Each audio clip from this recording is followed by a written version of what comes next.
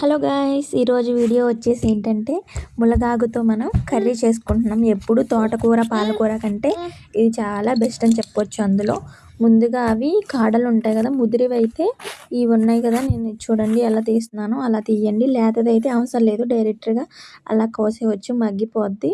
చూసారా ఎంత లేతగా ఉందో. ఇలా ఉన్నది తీసుకోండి. మరీ ముదురుగా ఉన్నదైతే తొందరగా ఉడకదు, మళ్ళీ డైజెషన్ కూడా అవ్వదు.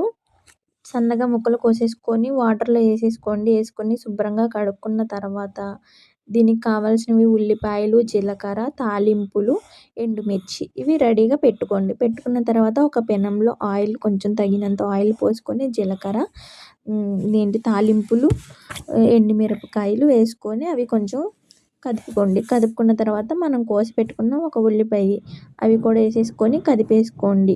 కదుపుకున్న తర్వాత కొంచెం కలర్ వచ్చేంత వరకు వేగిన తర్వాత అందులో కొంచెం పసుపు వేసి మళ్ళీ కదిపించుకోండి. కదిపించిన తర్వాత మళ్ళీ మూత పెట్టి మళ్ళీ కొంచెం మగ్గిన తర్వాత మనం కడిగి పెట్టుకున్న ములగాకు కూర ఉంటుంది కదా, అది వేసేయండి. వేసేసిన తర్వాత ఇందులో మనకి ఆకుకూరలో ఎప్పుడైనా కానీ ఉప్పు ఎక్కువగా వేసుకోకండి, ఎందుకంటే ఊరికనే కసిమైపోద్ది.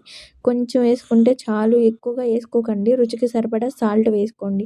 వేసుకున్న తర్వాత మళ్ళీ ఒకసారి మెదుపుకున్న తర్వాత మూత పెట్టేసి లో ఫ్లేమ్లో, అస్సలు హై ఫ్లేమ్లో పెట్టకండి, మాడిపోద్ది, కూర కూడా మగ్గదు. లో ఫ్లేమ్లో పెట్టుకొని వండుకోవాలి ఆకుకూరలు అనేవి, ఫ్రైలు అనేవి, ఇగుర్లు అనేవి.